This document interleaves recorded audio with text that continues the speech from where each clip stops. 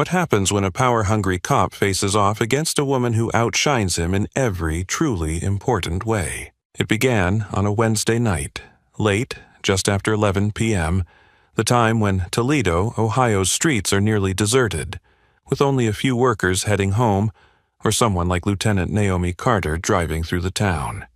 She had just finished a lengthy military meeting in Indiana, more than 120 miles away. The dim light in her car reflected her face, sharp features, eyes deep with experience. Naomi wasn't in a rush. She kept to the speed limit, obeying all the traffic laws. Her hand firmly gripped the steering wheel.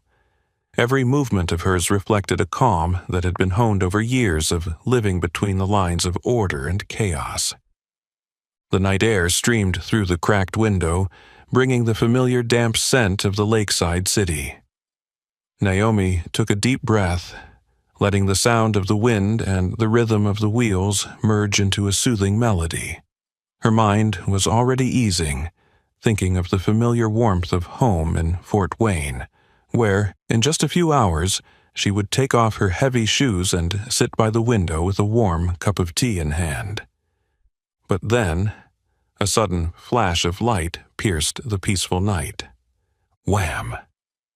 The red and blue lights of a patrol car flicked on behind her. In that brief moment, Naomi's heartbeat skipped a beat. Her hand instinctively tightened on the wheel before quickly relaxing. Years of experience taught her that. In moments like this, calmness was not just an advantage, it was survival. She switched on her right turn signal, slowed down in an orderly fashion, and pulled over well off the main lane. Her movements were clean, without a single wasted gesture. The patrol car remained close behind, headlights glaring in the rearview mirror, blinding her. Despite the blinding light, Naomi kept both hands on the wheel, at 10 o'clock and 2 o'clock, clear, visible, exactly as she had taught hundreds of young soldiers under her command. The SUV came to a complete stop. Its engine hummed smoothly, evenly, just like her heart, unwavering. A patrol car door swung open. The sound echoed in the silent night, like the click of a safety being disengaged. Through the rearview mirror, Naomi saw a man step out, tall, muscular, his police uniform sharply defined under the streetlights. His right hand rested casually on his sidearm, his left holding a flashlight. Instead of going around to the passenger side as the safety protocol advised, the officer walked straight to the driver's side window, shining the flashlight directly into her eyes without warning. No greeting, no introduction. "License and registration," his gruff voice rang out, breaking the silence like a rough, harsh blade. Naomi Carter took a slow breath. She lowered the window halfway, keeping her hand on the wheel, just enough to show cooperation but also enough to protect herself. In a calm, clear tone, she asked, "Officer, may I ask why I've been pulled over?" The flashlight beam pierced her face, with no mercy. "You were swerving between lanes, didn't signal. Looks like you've been drinking," the officer sneered, his gaze betraying suspicion and something else, like contempt. Naomi raised one eyebrow slightly. "I haven't been drinking," she responded curtly. Her composed reply seemed to ignite a flicker of irritation in the officer. He repeated his demand, louder this time, with an imposing tone. "License, registration." Naomi didn't argue. Slowly and deliberately, she opened the glove compartment, pulled out her car and ID documents, and handed them through the window. "Along with that," she added calmly, not to threaten, but to make a clear statement, "this is a government vehicle. I'm a federal employee." For a brief moment, the officer's eyes flashed with a mocking smile. "Military, huh?" "No one's above the law, lady," he said, his voice dripping with sarcasm and challenge. Naomi held his gaze, unflinching.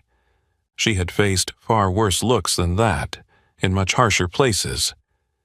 But deep inside she knew, tonight, on this quiet road in an unfamiliar city, what was happening was not just a routine check. Something, a danger, was quietly brewing, waiting to erupt from the arrogance of the man before her. And Naomi Carter understood this would not just be an ordinary night drive anymore. Naomi Carter could feel the cold from the flashlight grip in the officer's hand as the blinding light pressed hard into her eyes.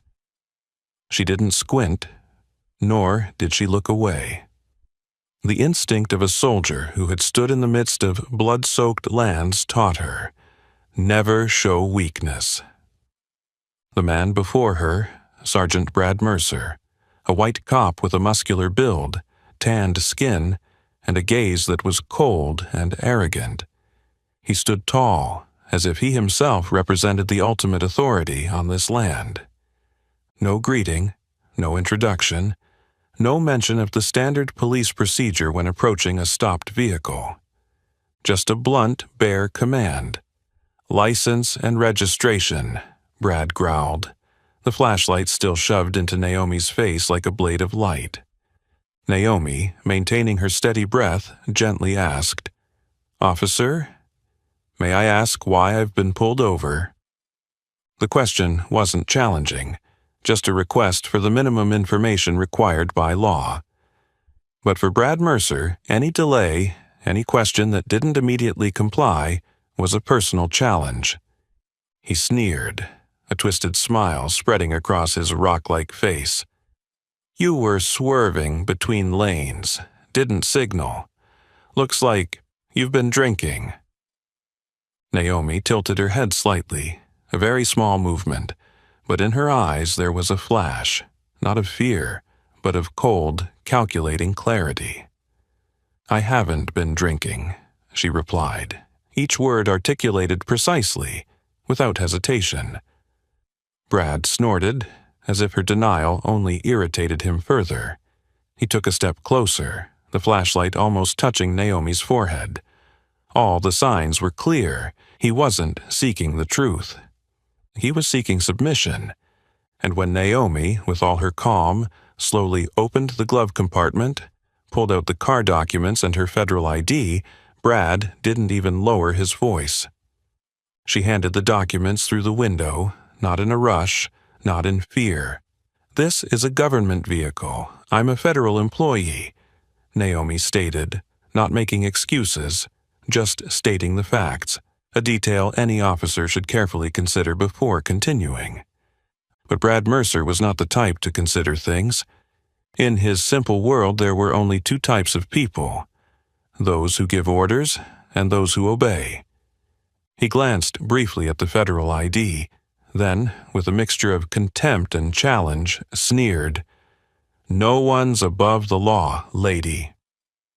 His voice emphasized the word lady, as if to mock that a black woman, no matter what title she held, was worth less than the uniform and badge on his chest. A quiet wave of insult washed over Naomi, but she didn't react. She didn't let emotions take the lead. She didn't allow someone else's arrogance to pull her down. She sat up straight, her hand still placed firmly on the wheel, her gaze neither avoiding nor challenging, simply the gaze of someone who knows their own worth. Outside, the night wind blew, scattering dry leaves across the empty road. But here, between Naomi and Brad, the air thickened, heavy, tense, signaling that things would not end with just a ticket. There was something in Brad Mercer's stance, in his gaze, a desire to dominate, to prove his power at any cost, that made Naomi understand. He would not stop here. And she, with her experience, her honor, and her unyielding self-respect, could not allow herself to step back. The night in Toledo suddenly felt colder, but Naomi Carter knew. The true cold wasn't from the wind. It came from the confrontation that was about to explode, between a man who thought his power was invincible and a woman who had learned that her dignity must be defended at all costs. The air inside the car was thick, as if even the slightest touch could ignite an explosion. Naomi Carter remained still, both hands placed firmly on the steering wheel, her gaze never leaving the officer standing outside her door. In the pale yellow light, Brad Mercer seemed taller, his shadow stretching long across the road, flickering with every gust of wind. Then, in a tone Naomi had grown all too familiar with throughout her career, the voice of those who believed power was a weapon to oppress, Brad gave the order, "Step out of the vehicle." Naomi did not comply immediately. She tilted her head slightly, her voice calm, sharp as a thin blade. "I've cooperated. I haven't been drinking. Could you please tell me why I'm being asked to step out of the vehicle?" It wasn't a defiance. It was a perfectly legal question, stemming from every citizen's right to know why they are being stopped. But for Brad Mercer, any request for an explanation was a personal challenge to his fragile ego, hidden beneath the badge he wore. He took another step closer, his breath visible in the cold night air, the flashlight still aimed directly at Naomi's face. "You're refusing a lawful order," he growled, his tone beginning to shift into a dangerous edge. Naomi remained unmoving, her gaze unwavering, calm, composed, like a mirror reflecting Brad's raw arrogance. "I'm just requesting a formal explanation," Naomi responded, not raising her voice but clear and firm. Her response, instead of calming the situation, seemed to pour fuel on the fire of Brad Mercer's indignation. He gripped the door handle, his arm tensing, his eyes darkening with frustration. Without warning, he yanked the car door open. The metallic screech pierced the stillness of the night, tearing through the silence.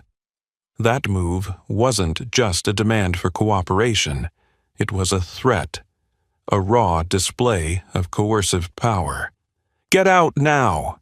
Brad shouted, his voice low and heavy, as if speaking to a criminal, not a lieutenant in the U.S. military. In that moment, Naomi Carter knew.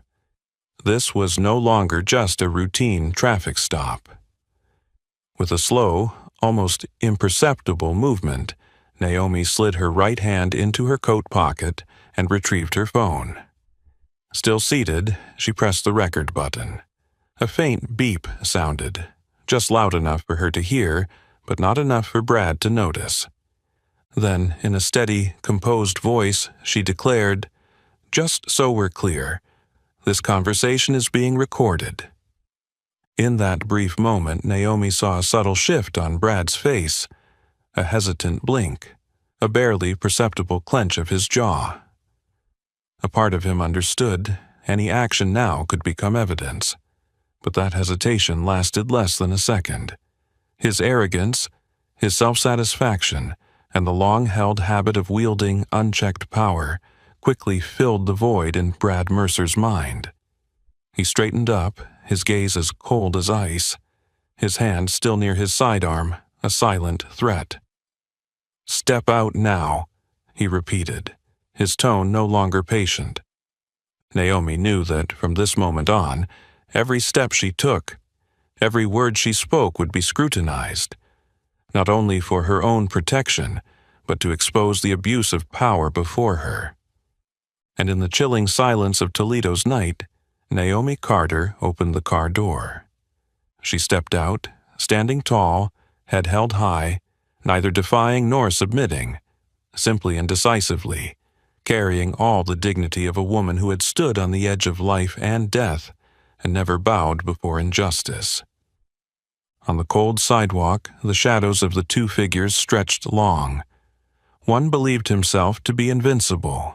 The other knew that, in the end, the truth would always be stronger than guns and badges.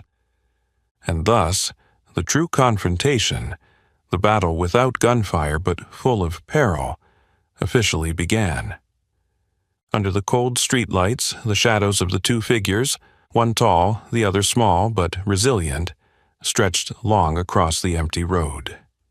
Naomi Carter stood straight, her face calm, with only the soft exhale of her breath forming a faint mist in the cold night air. Brad Mercer, his face stiff with the arrogance that had been challenged, pulled a small pen from his belt and lowered himself to the ground, using it to draw a faint line in the dirt. No explanation, no reassuring smile, as a professional officer should have done. Just the heavy silence and quick, almost brutish motions. He stood up, pointing at the faded line he had drawn, and ordered, "Walk the line, heel to toe, hands by your sides." Naomi looked down. A sloppy line, nearly disappearing under the pale yellow light. A subtle but bitter insult, as if she didn't deserve a proper testing procedure. Without a word, Naomi took a deep breath, then stepped forward. One step, then another. Her heel touched her toe, her body straight as a blade. Each step as if she were on parade, steady, unwavering. Her shadow stretched long across the dusty line, quivering under the dim light, but each movement was sure, as though the ground itself was molding to her every step.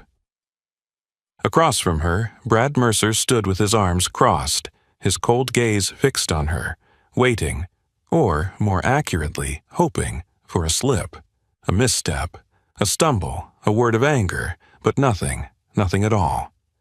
Naomi Carter, the black woman who had once led troops through the most chaotic battlefields in the world, walked across that amateur line as if it were a path of honor. No complaints, no unnecessary explanations, only a resolve so chilling it could be felt in the stillness of the night. When she completed the final step and turned to face Brad, a silence hung between them. The night's coldness no longer came from the temperature, but from the silent defeat slowly bleeding within the man before her. Brad Mercer furrowed his brow, quickly hiding his clenched fist behind his back. He knew, deep down, that she had passed the test. No doubt, no grounds to go any further, but his wounded ego, his arrogance, wouldn't let him end it here quietly. Without another word, Brad turned on his heel and quickly walked back to the patrol car. A few minutes later, he returned, holding the ticket book, the pen coldly gliding across the paper, the rigid letters digging into his wounded pride. Without looking at Naomi, he tore the ticket out of the book and held it in front of her. "Failure to maintain lane," Brad said, his voice dry, his frustration no longer hidden. Naomi took the ticket. No argument, no complaint, but her gaze, calm, deep, like a still lake that had just reflected the true face of the man before her, was sharper than any rebuttal. She didn't need to speak. The way she looked directly at Brad Mercer, no hatred, no fear, only a glaring truth, made him, for a moment, feel small, exposed, and pitiful. Naomi folded the ticket carefully and placed it in her coat pocket. No thank you, no goodbye, only silence. A silence heavier than any resistance. Then, with steady steps, Naomi turned back to the car. The door slammed shut behind her with a decisive clink, as if closing off the entire farce Brad Mercer had just attempted to create to hold on to his decaying power. Inside the car, Naomi sat up straight, her hands firmly on the wheel. Her eyes, reflected in the rearview mirror, were still sharp and clear. She started the engine, pulled away, leaving Brad Mercer standing alone under the patchy streetlight. But Naomi knew tonight's events wouldn't end with a ticket. No, it had only just begun. Naomi Carter's black SUV gradually disappeared into the night of Toledo, leaving Brad Mercer standing alone, his hand shoved deep into his belt, his gaze darkening under the solitary streetlight. But even now, as the silence pressed down on the empty street, Brad still didn't realize the storm that was silently waiting ahead. He gripped the radio tightly, muttering something meaningless about completing the traffic stop, then drove back to the station as if nothing significant had happened that night. Back at the Toledo police station, an old concrete building nestled between the weathered streets, Brad lazily threw the body cam onto the charger, the movement so careless that the device almost bounced back onto the desk. He didn't bother checking the footage. He didn't make any notes. He just swiped his finger across the touch screen, clicked a few things to finish the procedure, then walked to the break room. The break room was empty. Only the soft hum of the coffee machine and the flickering fluorescent lights above. Brad collapsed into a sagging chair, grabbed a paper cup, poured himself some cold coffee, and laughed loudly with his fellow officers working the night shift. A military girl, thinking her ID card is some sort of sacred decree, he gleefully recounted, stirring his coffee as he gestured dramatically. Trying to act tough, but in the end, she still had to walk the line like all the other drunks. The group chuckled, their laughs half mocking, half indifferent, the kind of laughter that fills places where power is assumed and abuse of authority is commonplace. But not everyone was laughing. In a corner of the room, Officer Chris Diaz, a young Latin officer who had only been on the force for a few years, looked up from his phone, furrowing his brow. He squinted as if trying to recall something, then asked, "What's her name, Brad?" Brad shrugged, not really caring. Naomi Carter. Chris Diaz sat up straight, his eyes sharpening. "Naomi Carter?" he repeated, his voice lower. "Lieutenant Naomi Carter? The one who spoke at the Ohio Police Academy last year?" The atmosphere in the break room froze for a beat. Brad sneered, his disdain obvious. "Could be. I don't care. On these streets, her name or her rank doesn't mean anything. This is my turf." His words, if anyone listened closely enough, weren't just a statement of confidence. They carried a blind belief that the silver badge on his chest could make anything right, as long as he said so.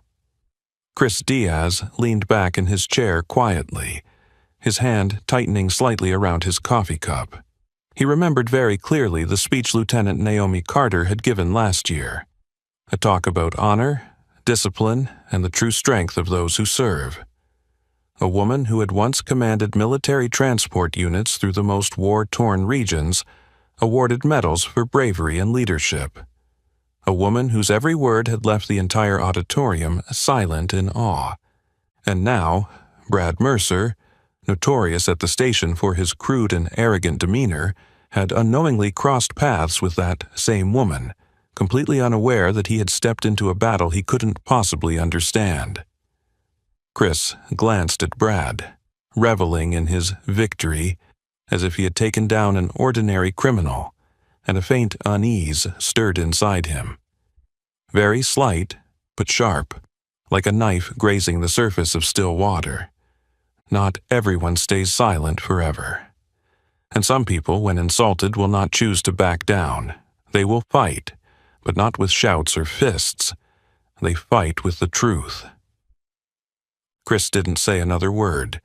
He quietly finished his cold coffee, while the self-satisfied laughter of Brad echoed down the empty hallway. And in that silence, somewhere beyond the station, Naomi Carter was quietly preparing for a battle that Brad Mercer would never have a chance of winning. As Brad Mercer's self-satisfied laughter echoed through the cold hallways of the Toledo police station, somewhere else, a silent yet powerful wave was rising. Naomi Carter drove her black SUV through the night, heading back to her base in Fort Wayne. The lights from the guard station cast long streaks on the windshield, but she saw nothing. Naomi's mind at that moment was like a barren land, empty, tense, and freezing cold. She arrived at her small apartment in the barracks just before 2 a.m. Leaving her keys, coat, and military boots at the door, Naomi sank into the old chair by her desk, her hands gripping the armrests until her knuckles turned white. She couldn't sleep. Not because she was afraid, but because she was angry.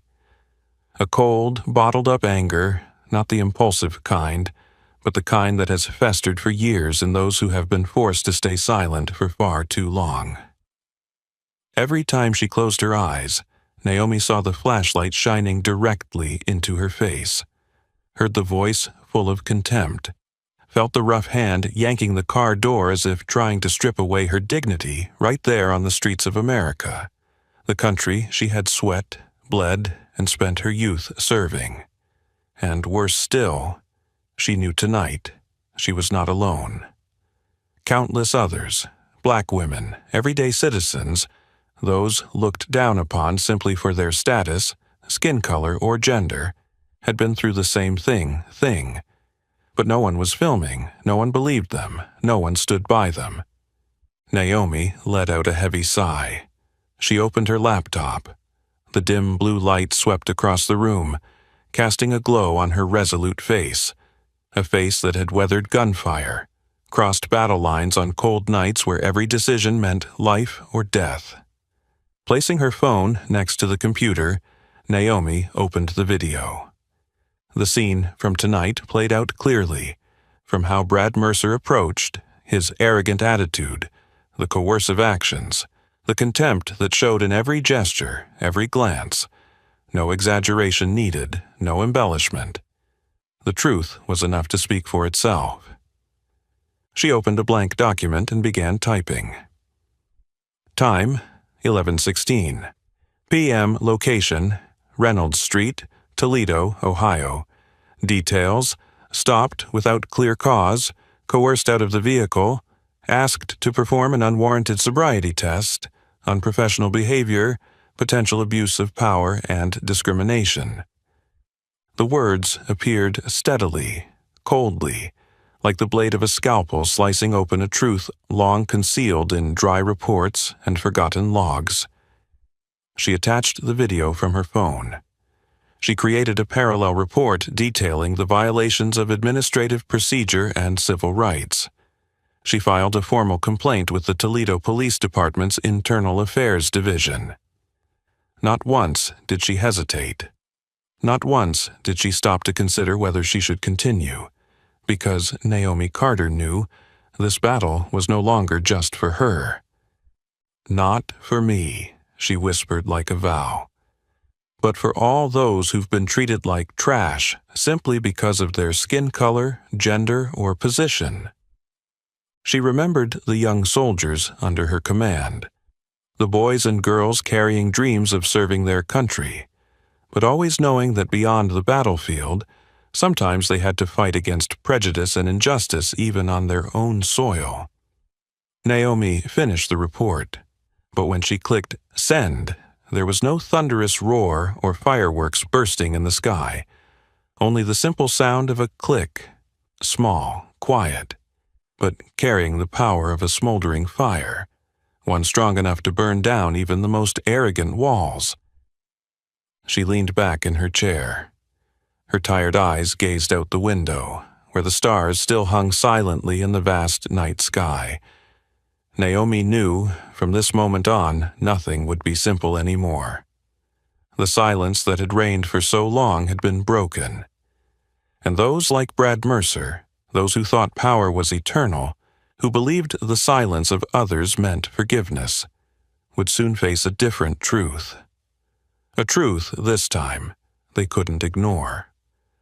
As the dawn's light crept through the fogged windows of her office in Fort Wayne, Naomi Carter sat quietly, watching the sunrise. She wasn't waiting for a miracle. She wasn't expecting repentance. She was simply waiting for the truth to come to light, just as the sun, sooner or later, breaks through the night.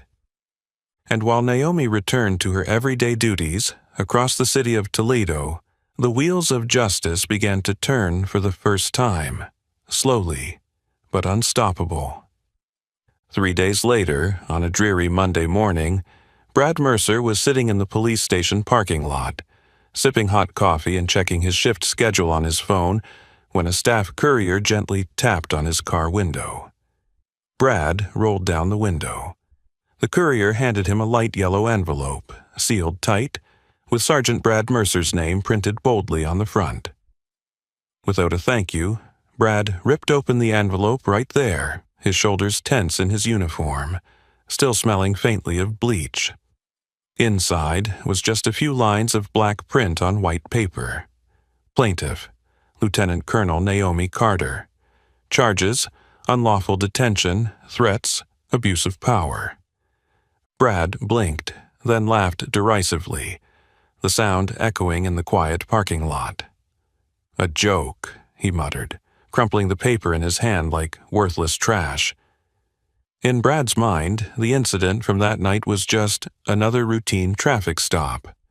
A small ticket, a standard sobriety test, things that happened hundreds of times in his career without anyone caring.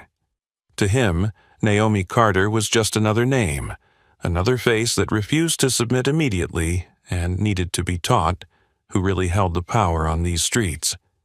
Nothing serious, nothing new. Brad carelessly shoved the paper back into the envelope, dumped the leftover coffee onto the ground, and swaggered into the station as usual. But when Brad pushed open the door to the break room, where just days before he had been bragging about his victory, he immediately sensed a shift. No more rude nods, no more short laughs of agreement. Instead, an odd silence. A silence that felt uncomfortable, heavy as a stone, pressing down on his chest.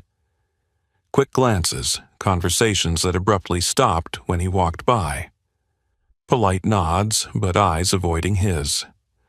Brad furrowed his brow. An unfamiliar unease began to stir inside him, a feeling he hadn't recalled since his rookie days. From across the room, Officer Chris Diaz caught his eye. Chris gave a slight, polite nod, but his gaze held something, not contempt, not exactly pity, but more like a quiet reminder. You've crossed a line, and this time there will be consequences. Brad ignored that gaze. He straightened his coffee cup, plopped down into a chair, trying to act nonchalant. But the whispers in the corners of the break room, the eyes no longer hiding their scrutiny, felt like needles poking through the arrogance that had once shielded him.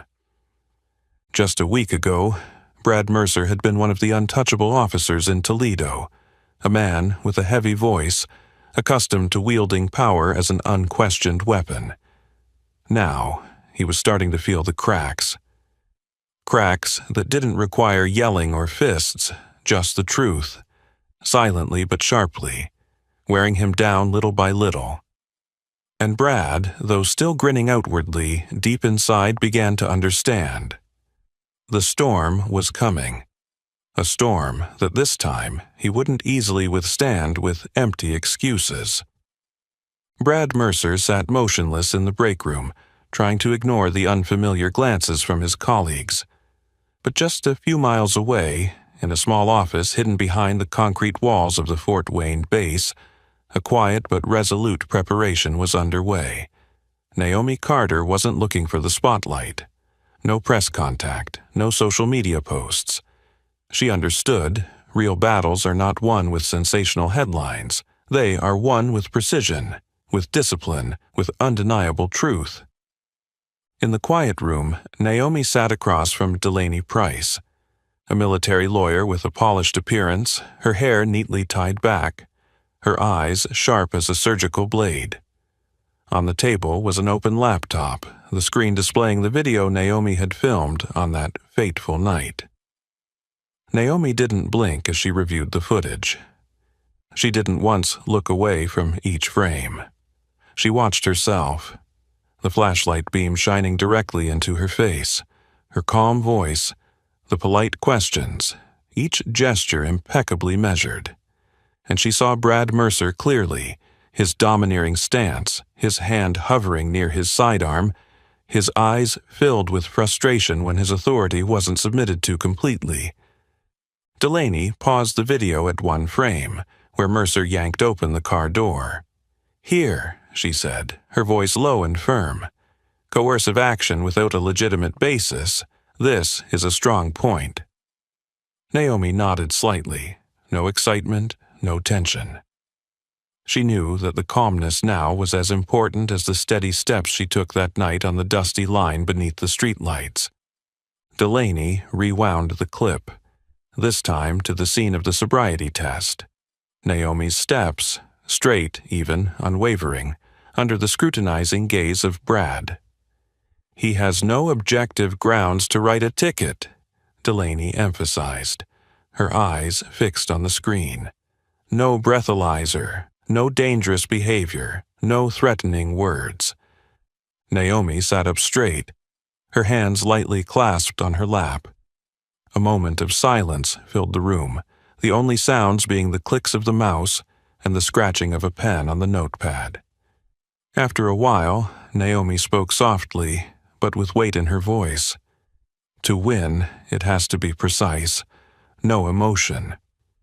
It wasn't just a legal strategy, it was how Naomi had lived for 22 years in the military. In the midst of chaos, amidst gunfire, in life-and-death decisions, the only thing that kept her alive wasn't anger or pride, but discipline. Absolute focus on the goal. Delaney nodded, her gaze holding a sense of genuine respect.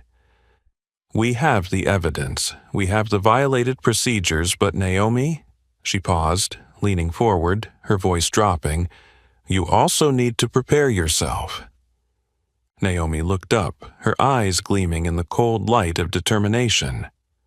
"For what?" she asked. Delaney exhaled slowly. "Filth. They'll try to attack you. Your skin color, your rank, even your personality. They'll do everything they can to make you the problem, rather than focus on his behavior." Naomi didn't respond immediately. She looked out the window, the sky turning a steely gray, signaling an approaching storm. A moment later, she turned back, her voice steady but as heavy as stone. "I've faced men with guns pointed at my head halfway across the world. He thinks some rude questions or dirty tricks can make me falter."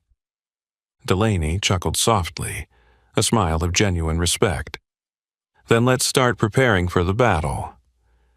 On the wall, an old clock ticked away with dry, crisp sounds, each tick like a small drumbeat, signaling an impending showdown, not loud, not armed, but every bit as fierce. And this time, Naomi Carter wouldn't be alone.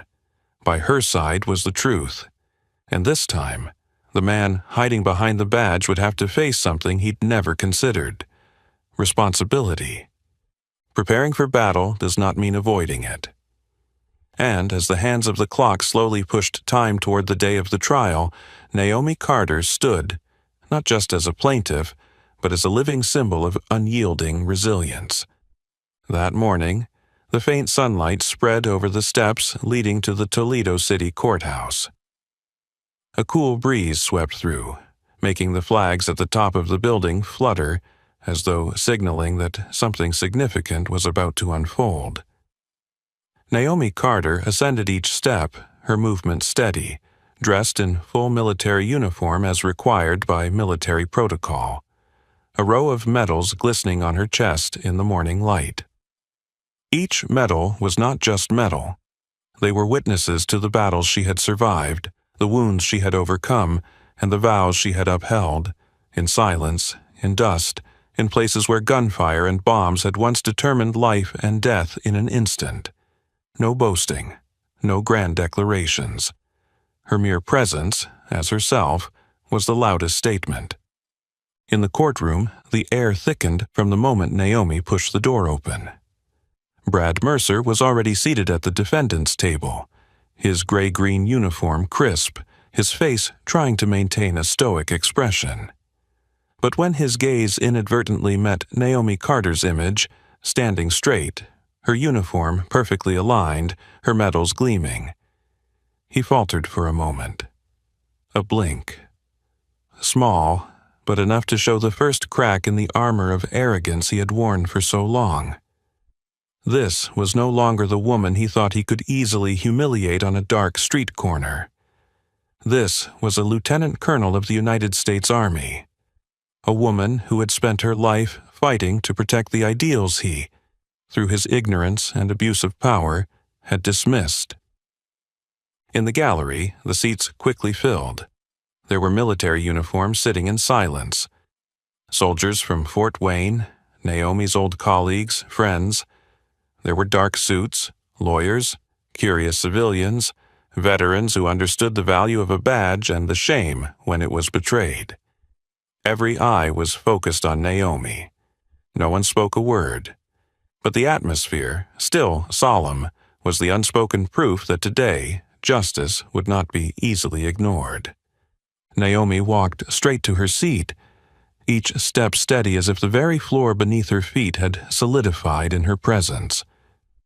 When she sat down next to Attorney Delaney Price, Brad Mercer glanced over his shoulder. He met Naomi's eyes, calm, without hatred, without fear. Only a cold, straightforward challenge. I know who I am. And what about you? Mercer swallowed hard. His hands clenched subtly on his thighs. A small gesture, but one that did not escape the sharp gaze of those present. At the plaintiff's table, Delaney Price opened the case file, carefully arranging the documents. At the defendant's table, defense attorney Charles Brenner leaned in close to Mercer, whispering last-minute instructions. His tone firm, but with a hint of uncertainty, as if he already knew they were stepping into a difficult fight. On the bench, Judge Cynthia Morales entered, her black robe flowing behind her like an invisible shadow that had just descended. All rise. The entire courtroom stood. The wooden chairs creaked in the near-perfect silence. Naomi Carter, standing straight, her head held high, not out of arrogance, but because of the self-respect earned over a lifetime. Brad Mercer, his shoulders slightly hunched, as if the uniform on his body suddenly became 10 times heavier. "Please be seated." Judge Morales' voice rang out, firm and dignified. This civil case, Lieutenant Colonel Naomi Carter versus Sergeant Brad Mercer, will now begin. Outside the courthouse, the biting wind howled, making the leafless trees shake with a rustling sound. Inside the courtroom, another storm had just officially begun, a storm that this time no one could ignore. The atmosphere in the courtroom seemed to thicken immediately after Judge Morales' opening statement. Every gaze, every breath waited for the pivotal moment. The truth would be revealed, bare and undeniable. Naomi Carter sat upright, her gaze calm yet sharp, as Attorney Delaney Price stood and walked to the large projector screen set up before the jury. "Your Honor," Delaney began, her voice firm, each word weighted like stone. "We would like to present video evidence from the incident on the night of January 17th. The lights in the courtroom dimmed. The first video appeared on the screen, the footage filmed from Naomi's own phone, which she had quietly turned on that fateful night. The first frame, the harsh beam of a flashlight shining directly into Naomi's face through the car window. The sound rang out, Brad Mercer's harsh voice, "License and registration." No greeting, no minimum courtesy. No one in the room moved. Only the jury's pens slowly scraped across the white paper, recording every detail. The next segment, Naomi, her voice calm and polite, asking the reason for being stopped. Brad Mercer, holding the flashlight, his eyes unusually alert, immediately accused her of swerving, possibly drinking, without any basis other than his own subjective impression. The screen zoomed in, Brad's hand hovering near his weapon, unnecessary yet full of threat. A small gesture, but in the eyes of those trained, especially the military personnel in the room that day, it screamed the truth. He wasn't seeking safety, he was seeking submission. The next segment, Mercer yanking Naomi's car door open. The metallic sound rang out like a slash to the bare minimum respect owed to a citizen. The entire courtroom held its breath. Finally, the video showed Naomi walking the sobriety test line, each step firm, each breath steady. No stumbling, no signs of intoxication. Just a woman, proud, unwavering, walking through a humiliating test set up simply because she refused to bow down. The screen faded to black. The courtroom fell into a silence so deep that even the sound of a pen scratching on paper seemed like a knife cutting into the palm of the hand. Delaney gave a slight nod to Judge Morales, then moved on to the second segment, the body cam footage from Brad Mercer's own camera. The images appeared, clear and irrefutable. This time, not only was the flashlight shining directly into Naomi's face, but also the harsh shouting louder than necessary, the uncontrolled language, full of veiled threats, the clearly domineering stance, hand always near the weapon, a readiness to act despite Naomi's full cooperation. No commentary was needed from Delaney. The video itself told the story, a story of power abused, a story of subtle discrimination, not needing to shout, not needing to speak, but laid bare in every raised eyebrow, every sneering look. Delaney moved closer to the jury. "Ladies and gentlemen," she said, her voice low and steady, "you've just witnessed it firsthand. No one needs to guess. No one needs to infer." Her gaze swept across the attentive faces. This is not a misunderstanding. This is abuse of power. This is someone using a badge as a weapon, to threaten, to humiliate, to impose, simply because the victim didn't behave as he expected. Brad Mercer sat frozen at the defendant's table, his collar soaked with sweat. His large hands, accustomed to giving orders, now clenched so tightly his knuckles turned white. He knew. Everyone in this room had seen his true nature, and no badge, no rank could hide that truth anymore. Judge Morales nodded. "Plaintiff, please call your first witness." Naomi Carter slowly stood. Her military uniform was not just fabric. It was her shield, forged through sacrifice, honesty, and the belief that true strength lies in protection, not abuse. She walked to the witness stand, her gaze straight, her voice clear. "I, Lieutenant Colonel Naomi Carter, solemnly swear to tell the truth, the whole truth, and nothing but the truth." Naomi Carter stepped up to the witness stand, her military uniform as sharp as her posture. Straight back, forthright, leaving no room for doubt. The courtroom fell into a deep silence, only the sound of pens scratching on paper, and the faint, steady beating of hearts from those observing.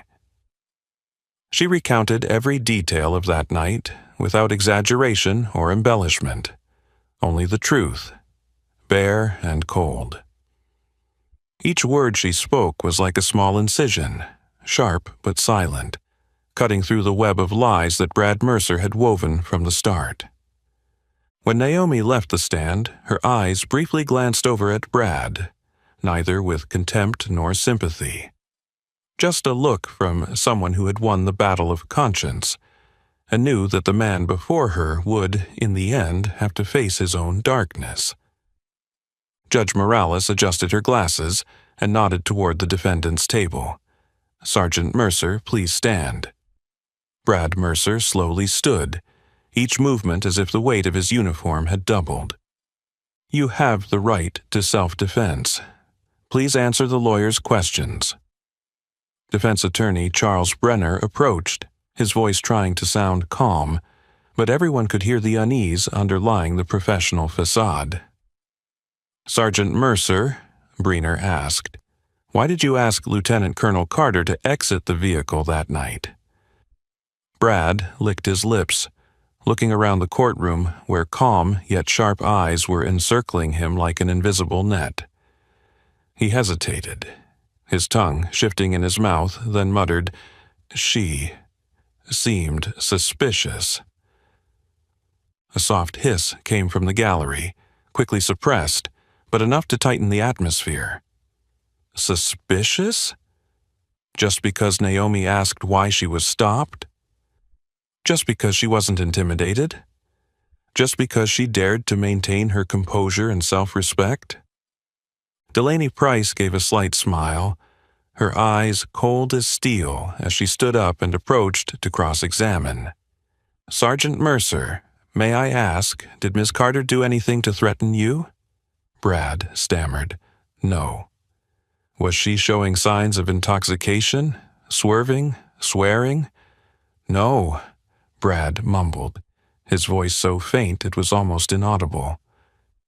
Delaney tilted her head, her voice not harsh but each word like a hammer coming down.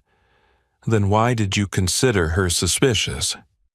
Brad clenched his fist, his knuckles turning white.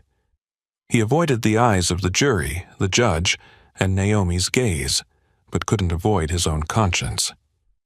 And then the decisive question rang out. Delaney's voice lowered but heavy. "If you had known from the start that she was a lieutenant colonel in the United States Army, would you have acted differently?" The entire courtroom froze. A long moment, as if the air itself stopped circulating, waiting for the answer. Brad swallowed hard, his throat dry. The dark cloak of Judge Morales loomed over him like an unspoken judgment. Finally, he gave a slight nod, his voice barely audible. "Maybe." Just 2 words. But they fell in the room like a stone, sinking into a calm lake, sending ripples that could never be erased. And with that it was clear. Brad Mercer didn't act out of safety, as he had claimed. Not because of reasonable suspicion. He acted for one reason only, his wounded ego before a black woman who refused to submit. He didn't respect the person. He only recognized submission to power. And only when that power was slapped in his face with gleaming medals and clear ranks.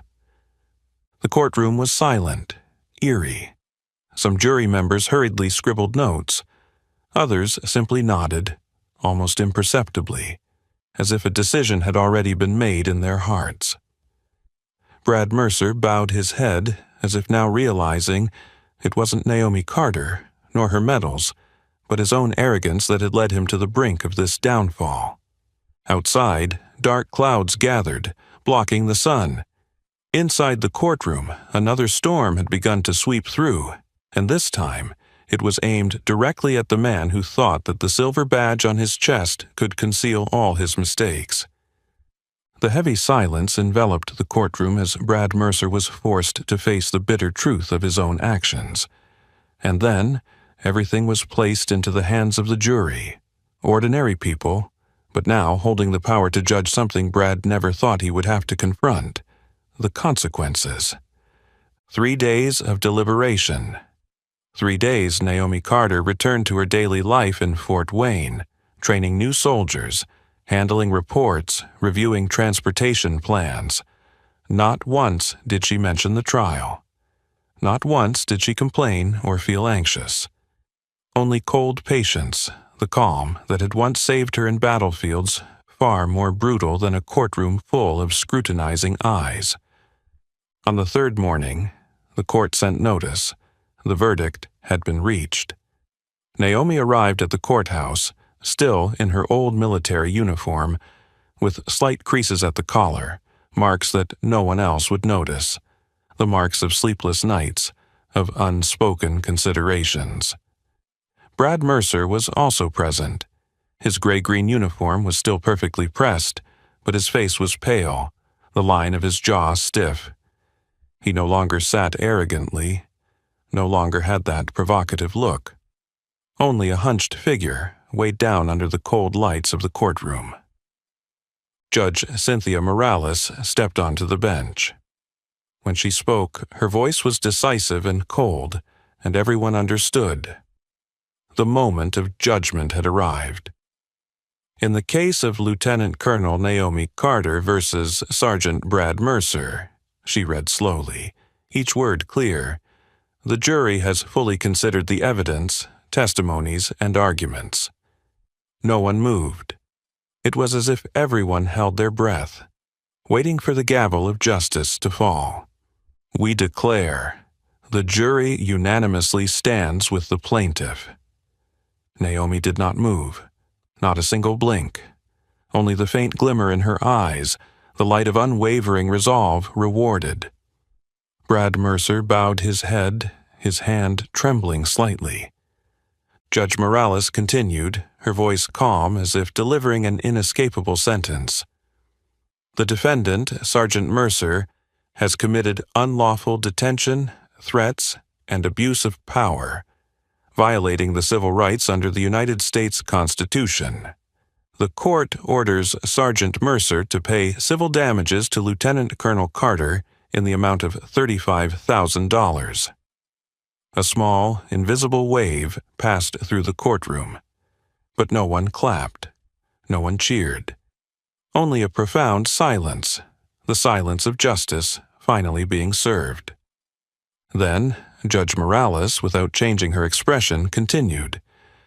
Additionally, the record of Sergeant Mercer's violation will be permanently recorded in his service record and will be forwarded to the U.S. Department of Justice and the Toledo Police Department for consideration of policy reform. No criminal charges are being filed at this time, but the record will remain open for review of any future violations. Naomi Carter silently lowered her head, not to bow to the judge or the jury, but to bow to herself, the resilient version of herself who had overcome everything to defend her dignity and that of so many others. On the other side, Brad Mercer said nothing. He simply sank into his chair, as if the hard wooden seat beneath him had finally collapsed under the weight of his arrogance that he had nurtured for so many years. Outside the courthouse, the sky was overcast. The cold wind blew across the small square in front of the courthouse, sweeping up pieces of yellowed leaves. Naomi left the courtroom, walking slowly down the stone steps, no one pushing, no reporters blocking her way. She didn't need praise. She didn't need the flash of cameras. Her victory was silence. It was justice. It was a truth that could not be twisted. Naomi Carter quietly descended the courthouse steps, leaving behind a just verdict and a man who had lost everything due to his blind arrogance. But for Brad Mercer, the nightmare was just beginning. Just a week after the trial, a cold internal memo was posted on the Toledo Police Department's bulletin board. Sergeant Brad Mercer is temporarily suspended from duty pending an internal investigation, effective immediately. No lengthy explanations, no defense. Simply, neatly, as if the system that had once shielded him now wanted to quickly rid itself of the shameful burden. In the empty hallways of the police station, the rumors spread like wildfire. Some said Mercer would be demoted. Others whispered he'd be transferred to a far-off, obscure unit with no further chances for advancement. But many, those who understood how the system worked, just chuckled bitterly. His career is over. Brad Mercer silently walked through the familiar hallways, his once broad shoulders now weighed down. Each step grew heavier, each glance from his colleagues colder. No one looked at him with the same respect they once had. No more hasty nods of greeting. No more laughter in the break room when he boasted about his victories over civilians. Now, Brad Mercer was nothing but a failure, not because of a lost lawsuit, but because the empty, rotting core of the badge he had once worn so proudly had been exposed. He sat alone in the empty parking lot, his old patrol car parked beside him like a silent witness to his irreversible decline. Brad recalled the early years in the force, the days when he believed the badge symbolized honor, service, but gradually that belief faded, replaced by a habit of wielding power, a satisfaction in giving orders and controlling. He had forgotten that power without responsibility is just an empty shadow. And now, when the light was shined upon that shadow, all that remained was shame. Outside, Toledo's sky was overcast, with a light drizzle hitting the windshield. Brad stared at the water droplets streaming down. each one like a heavy strike against the crumbling shell of his arrogance. He remembered the moment Naomi Carter's gaze met his in the courtroom. That look needed no words, but each ray from it seemed to carve a truth into Brad's heart, a truth he could not escape. It was his own arrogance, his own contempt for others, that was his greatest enemy. No one else, just himself. In the days that followed, Mercer was no longer assigned any duties. He was asked to turn in his weapon, police badge, and ID, each item one by one, like a part of his identity being slowly, inevitably stripped away. No one at the station offered him comfort. No one invited him for coffee. No one even asked how he was doing. And Brad Mercer, who once thought himself invincible, finally understood the real cost of abusing power. It wasn't just a compensation check. It wasn't just a note in his file. It was a permanent loss, the loss of respect, the loss of honor, and the loss of himself. Elsewhere in the city, Naomi Carter closed her file, put it in the drawer, and locked it with a small key. For her, the battle was over, not to celebrate, not to gloat over her victory, but to remind herself, and those who came after her, silence should never be the only choice. The metal door of the Fort Wayne training room closed quietly behind Naomi Carter, separating her from the chaotic world outside, a world she had just stepped away from after a battle fought without weapons but filled with hardships.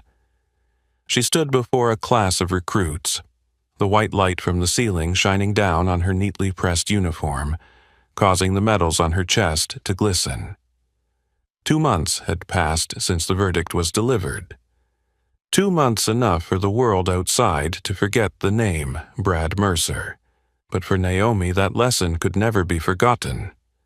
She scanned the young faces before her, still fresh in their new uniforms, eager faces, eyes untouched by the harsh realities of service life. Naomi took a deep breath, then spoke, her voice low and clear. How many of you here think that, just by wearing this uniform, you'll automatically be respected? A few hands hesitated to rise. Others glanced around, waiting to see the reactions of their peers. Naomi smiled, a gentle smile that carried an undeniable strength. "I understand," she said. "I thought the same when I first joined the military." She walked slowly down the rows, her boots clicking sharply against the polished floor. "But the truth is," she paused, turning to face the entire class, "power is not armor, it's a burden. If you can't bear it with honor, you don't deserve to wear it." The room fell silent.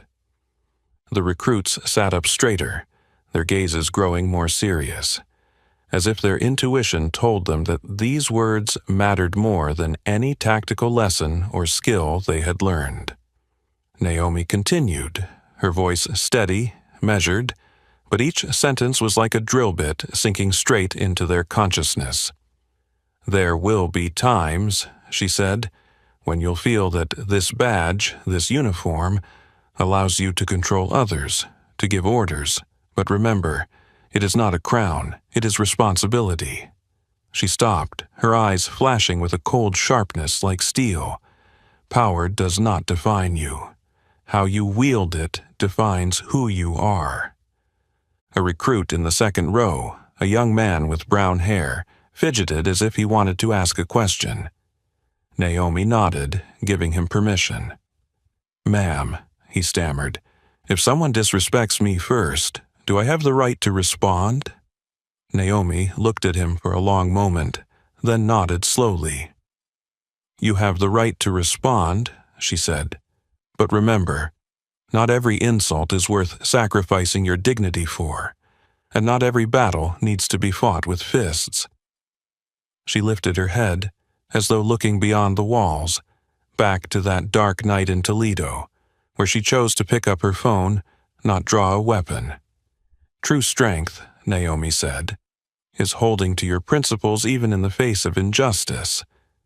She paused for a moment, letting those words settle in the air.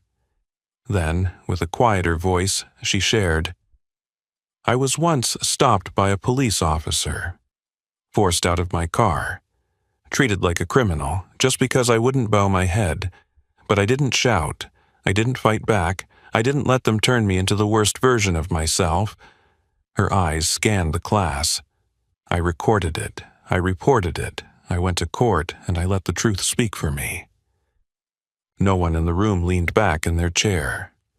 Everyone sat upright, silent, as if participating in a quiet oath. Naomi smiled softly, but her eyes shone brightly. "When you wear this uniform, when you carry this badge, you represent more than just yourself. You represent all those who have believed in the ideals of fairness, honor, and courage. Never forget, power does not define dignity. Dignity defines power." A gentle breeze from the window swept into the room, stirring the flags hanging high. And in that moment, Naomi Carter knew, though her battle had quietly ended, the flame she had ignited would continue to burn in the hearts of these young people, the ones who would go on, carrying the responsibility not just with strength, but with honor.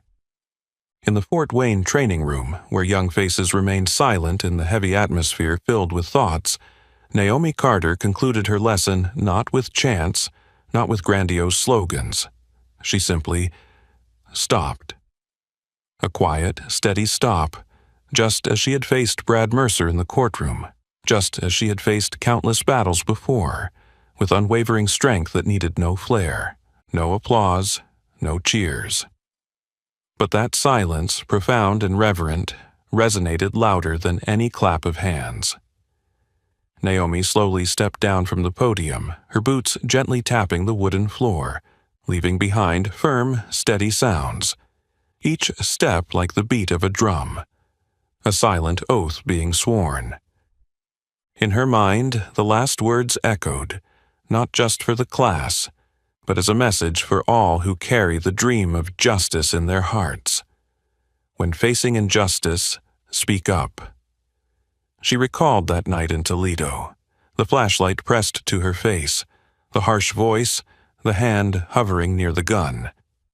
She remembered the chill running down her spine, not from the weather, but from the raw truth that there are people ready to use power to crush dignity, and she had chosen not to remain silent. Do not be afraid. Naomi recalled those moments when her hand trembled over the record button, remembering the sleepless nights filled with the thoughts. Would her actions make a difference? Or was she just a small drop in an ocean of injustice? But she understood. Courage is not the absence of fear. Courage is walking forward despite the fear. Because silence nourishes the wicked, but courage can save the world. Naomi walked past the rows of seats where the young eyes followed her, not just with respect, but with something even more valuable, awakening. She knew she wouldn't always be there to guide them, but if today she could plant a seed, an idea that honor must be protected, that power must come with responsibility, then tomorrow the world would have one less Brad Mercer. And perhaps there would be hundreds, thousands of other Naomi Carters standing up and speaking out. As she walked out of the training room, Naomi lifted her head to look at the silvery gray sky of Fort Wayne. The wind blew strong, sweeping the clouds far away, leaving a clear sky on the horizon. One chapter closed. A new chapter began. She tightened her military collar and continued walking, needing no witnesses, no applause. Because she knew, true courage doesn't need to be loud. It lives in every action, every choice, every word spoken at the right moment, in the right place, for the right cause. In a world where power is too easily abused, Naomi Carter proved that silence is not the only option, and quiet courage can change an entire system. What about you? If faced with injustice, will you choose silence or stand up to demand justice? If this story inspires you, don't forget to like, share the video, and subscribe to the channel so we can spread more journeys like this, full of strength and meaning.